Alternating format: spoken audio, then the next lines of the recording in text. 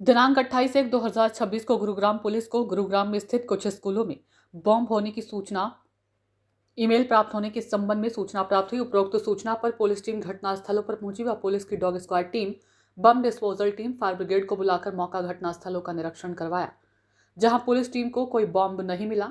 स्कूलों में डर का माहौल पैदा करने के लिए बॉम्ब होने की झूठी ईमेल भेजने के संबंध में स्कूल के पदाधिकारियों की शिकायत पर पुलिस थाना साइबर दक्षिण गुरुग्राम में संबंधित धाराओं के तहत अभियोग पंजीकृत किया गया। थाना साइबर दक्षिण गुरुग्राम की पुलिस टीम ने कार्रवाई करते हुए उपरोक्त अभियोग में आरोपी को दिनांक 19/3/2026 को गुजरात से काबू किया। आरोपी की पहचान सौरभ विश्वास उर्फ माइकल निवासी बांग्लादेश, हाल निवासी श्रीपल्ली बाजार, गोविंदपल्ली, जिला उत्तर 24 परगना के रूप में हुई है।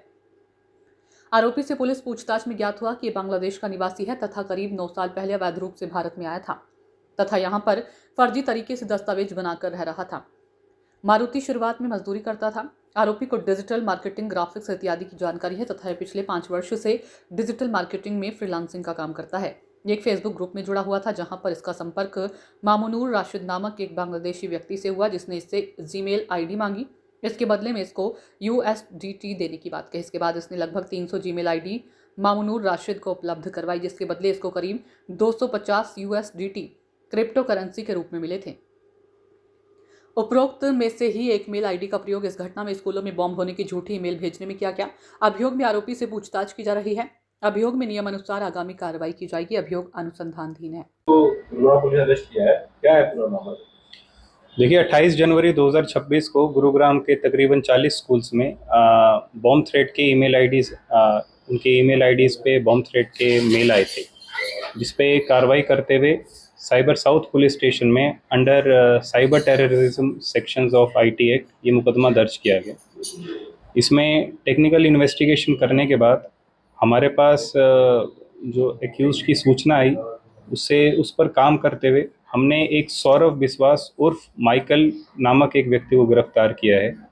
गौरतलब है कि सौरभ विश्वास खुलना डिस्ट्रिक्ट बांग्लादेश का वासी है, जो कि 9 साल पहले इलीगली भारत में आया था और उसने तकरीबन 300 ईमेल आईडीज ऐसे ही आगे भेजी हैं एक राशिद नाम के व्यक्ति को, जो कि ढाका बांग्लादेश में रहते हैं, जहां से सारी की सारी ये थ्रेट कॉल्स जनरेट हुई। इसको कहां से गिरफ्तार किया गया है? देखिए, इसको हमने अहमदाबाद से गिरफ्तार किया गया क्योंकि ये डिजिटल मार्केटिंग का काम करता था और डिजिटल मार्केटिंग में सारी की सारी जो जीमेल आईडीज वगैरह जनरेट करता था और वो सारा का सारा नेक्सस के थ्रू आगे भेज के ये सारा का सारा जो ये थ्रेट कॉल्स का काम है ये शुरू होता था। इन सभी मेल में एक खास बात ये कही थी, CM को टारगेट किया गया था, खालिस्तान को समर्थन करने के लिए कहा गया था। ऐसा क्या मंशा थी इनकी? इनकी मंशा जो अभी तक इन्वेस्टिगेशन में आया है वो एक जनरल आमजन में एक पैनिक की सिचुएशन क्रिएट करना था और जो कि सॉफ्ट टारगेट जो जितने भी गुरुग्राम के स्कूल्स हैं वहाँ पर और भी कई सारे स्कूल्स भारत में इन्होंने सेम मेल भेजी है, नॉट जस्ट हरियाणा में बल्कि बाकी प्रदेश के भी कई सारे स्कूल्स में इन्होंने ये सेम मेल भेजी थी। तो इनका बेसिक एक मंशा ये थी कि एक आमजन में थोड़ा सा अनरेस्ट हो, जिससे कि ये सारा का सारा एक फेम वगैरह मिल सके। इसका पहले कोई क्रिमिनल रिकॉर्ड निकल के आया? इसका अभी तक पहले कोई क्रिमिनल रिकॉर्ड नहीं है, लेकिन अभी देखने में आया है कि कई सारे, जैसे मैंने पहले भी बताया, बाकी प्रदेश में भी स्कूल्स में इन्होंने भेजी है, तो कई सारे और भी प्रदेशों में इनके पास अगेन जो रेलेवेंट सेक्शंस में FIR वगैरह दर्ज है। जनवरी में मेल आई थी, फिर मार्च में मेल आई, क्या सभी इसी की तरफ से थी या और कुछ भी? देखिए, जो हमारे पास मार्च में मेल आई थी उसका हम टेक्निकल इन्वेस्टिगेशन अभी भी जारी रख रहे हैं और इसमें क्योंकि कई सारे IPs आते हैं जो कि VPNs वगैरह भी यूज़ होते हैं, तो काफ़ी ज़्यादा कॉम्प्लिकेटेड इन्वेस्टिगेशन होती है। तो प्रॉपर इन्वेस्टिगेशन के बाद ही हम एक सोल्यूशन तक पहुंचते हैं, जैसे इसमें हम इस व्यक्ति को पकड़ पाए। 9 साल पहले भारत आया, किस तरह से आया, यहाँ क्या काम कर रहा था? देखिए, ये 9 साल पहले यहाँ पर आया और गौरतलब है कि इसके पास सारे के सारे आइडेंटिटी प्रूफ्स हैं, जिसमें कि Aadhaar card, voter ID, driving licence, PAN card सभी इसके पास हैं।